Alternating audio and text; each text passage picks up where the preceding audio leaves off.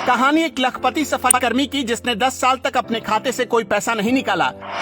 वो जिंदगी भर लोगों से पैसे मांगकर खर्च चलाता रहा, लेकिन कंजूसी ऐसी की कि अपनी कमाई का चवन्नी भी खर्च नहीं कर पाया। उसने शादी भी नहीं की क्योंकि उसे डर था कि उसके पैसे कहीं उसकी पत्नी हड़प न ले।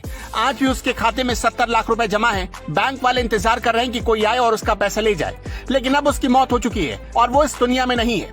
बैंक वाले हमेशा उससे कहते थे भाई कुछ तो पैसे निकाल लो, लेकिन वो कभी भी पैसे निकालने के लिए तैयार नहीं हुआ। जब वो सड़क पर चलता था तो लोग उसे भिखारी समझते थे।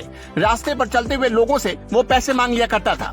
लोग भी भिखारी और गरीब समझकर उसकी मदद कर दिया करते थे और उन्हीं पैसों से वो अपना खर्च चलाता था। खुद को दाने दाने का मोहताज दिखाने वाला लखपति सफाई कर्मी कौन था, कहाँ का था और उसने कैसे इतने पैसे बनाए, वीडियो खत्म होने तक आप सब कुछ जान जाएंगे।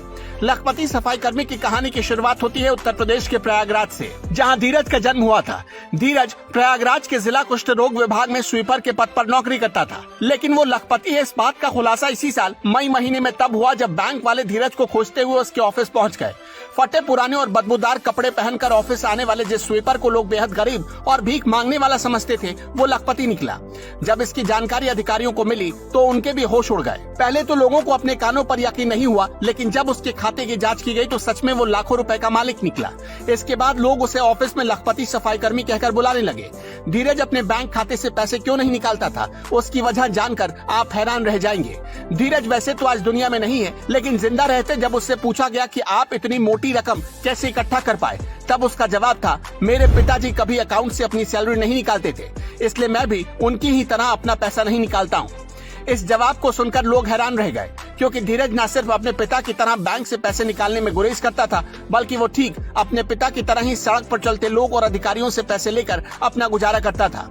पैसे बचाने के लिए वो अस्पताल कैंपस में अपनी माँ और एक बहन के साथ रहता था। असल में धीरज को नहीं पसंद था कि उसके पैसे कभी खर्च हों। यही वजह थी कि वो शादी भी नहीं करना चाहता था, क्योंकि उसे डर था कि कहीं कोई उसके रुपए न निकाल ले।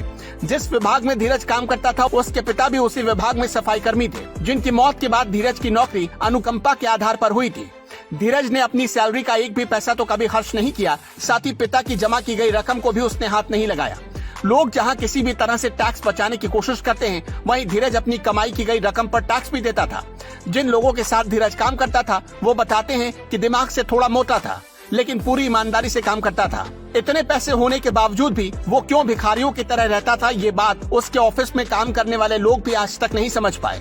लाखों रुपए होने के बावजूद उसने कभी भी सुख और सुविधाओं की जिंदगी जीना पसंद नहीं किया।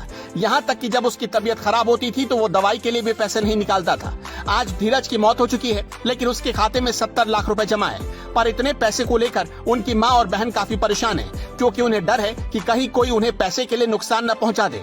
लाखों रुपए बैंक में जमा करने के बाद भिखारियों की तरह रहे धीरज के बारे में आप क्या कहना चाहेंगे? कमेंट बॉक्स में अपनी राय हमें जरूर बताइएगा।